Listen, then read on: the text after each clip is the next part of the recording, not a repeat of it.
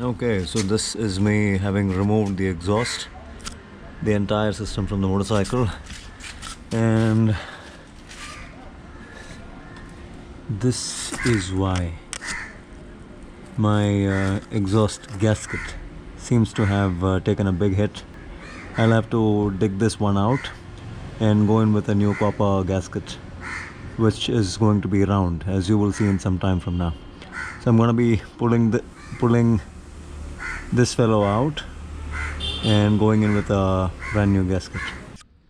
Okay, so these are the old ones, the compressed ones, and these are the new ones. You guys can see this gets compressed into something like that. I am not sure about why there are two gaskets on my motorcycle.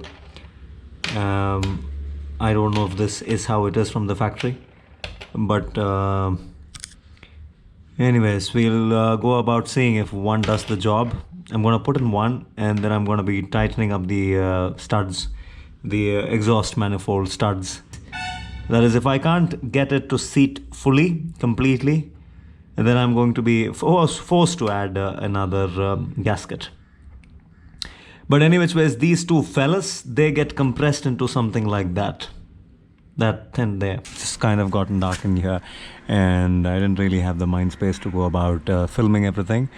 That being said, I've managed to put things back together. I only had to use one gasket, as I understand from this. What I think is when this gasket gets compressed completely and the exhaust leak starts to develop again, I will have to go in with another gasket and put this on top. If you can see right about here, right about there, if you guys can see, that's sufficient. How do I say, the inlet, the exhaust header pipe sticking out of the inlet manifold, the exhaust manifold. There's sufficient pipe that you guys can get to see, and that's good enough. And I've also been able to put the caps back on, so that would simply mean that I have gotten things to a point where it's a snug fit, and there's absolutely no leakage anywhere. There's no backfiring now. The number one reason why I went ahead with this new gasket is because my bike started developing misfires, backfires, and there was a slight drop in fuel economy. So I thought that it could also be a leaking, and also there was a bit of an added sound coming from right about here. These things are a lot easier said than done or understood. So if you guys are doubtful about all the kinds of noises that the bike makes, kindly take it to a mech and ask him to figure it out, step by step. I don't really want to give away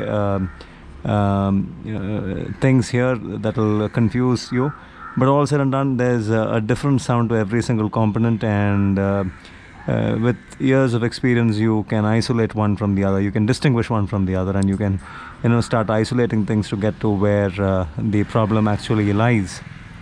So that being said, I knew that this was the problem with the exhaust manifold, the exhaust gasket, and I had to replace it. So went in with one. I have the other one with me. I haven't used this fellow, and all seems well. Now I'll just make you listen to the exhaust note. I'm sorry I don't have a clip of the first part, that is without the with the old gaskets in place, but now that the new one is in, I will make you listen to the exhaust note, and you can hear it for yourselves.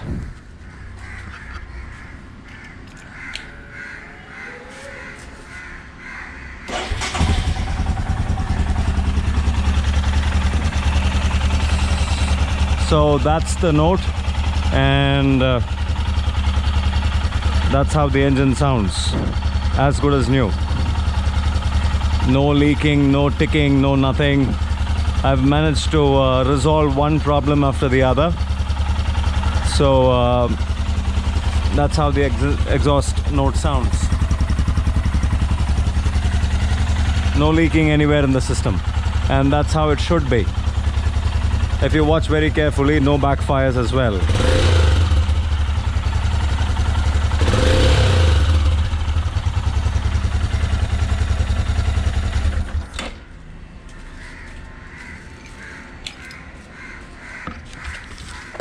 So that's that, guys. This may seem like a simple fix, or I mean, this may seem like a simple job, but from my experience I can tell you that this is a very important one, and there's a knack to putting this fellow in and then tightening the bolts. The idea is to go ahead with the backside first, tighten it to a decent enough point, not tighten it, get it to a point where, you know, it's hand tight and a little more firm than that, and then you start adjusting the top fella, and that's how you go about doing things. So I don't know if you guys can see, and it should almost be the same kind of adjustment on both the threads. It shouldn't be one sticking out a lot more than the other. The most important thing is that you keep in mind is you don't over tighten these bolts, is because when you do that, what happens is that this particular clamp here that mounts to the stud bolts, or the studs, engine studs, this starts to bend. This is supposed to be straight. This is not supposed to bend like this. If it starts bending, then that would simply mean that you have over tightened your bolts. So this is to be straight, absolutely straight, the right amount of tension on both the bolts. Keep going. After the rear one seats completely, start fixing this, start you know, turning this clockwise and getting it to get firmly seated, and then go one turn on both alternatively. Do not tighten one completely and then start working on the other, because you will tend to, this will get crushed in an awkward way, and you don't want that to happen. You want this to get crushed evenly.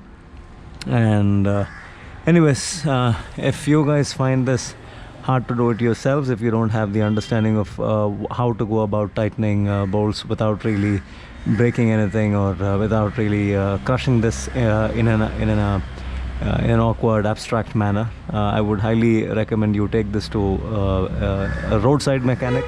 These guys would have done exhaust gasket replacements at least 1,000 times, so they would know how to go about doing it. Just watch and learn from them, and then maybe the next time you can do it yourselves. Also keep in mind, this is the O2 sensor. This is the O2 sensor and the connector. So remove this first and then pull your exhaust pipe out. Otherwise, if you crack your O2 sensor right about there, there are the 3 wires coming out of the O2 sensor. You do not want any of those wires to strip. If they do, then you're looking at replacing the O2 sensor. Yes, agreed that you can go ahead and fix things, but 99% of the times you will have issues fixing it if it tears right there at that joint. I don't know if you can catch right there. If it strips right there, then you are looking at a lot of work, or a new O2 sensor. That's expensive. So the best thing to do is to the first thing that you do is you unplug this connector and then go ahead and remove everything. It's just 3 bolts, the 2 studs and one here that the exhaust system gets mounted on the motorcycle with, and keep that in mind as well. There's nothing here but a stopper. There's a stopper there that keeps the exhaust pipe, bend pipe, from touching the chassis. So that's that. Yeah, the bike sounds pretty neat, no leaks anywhere.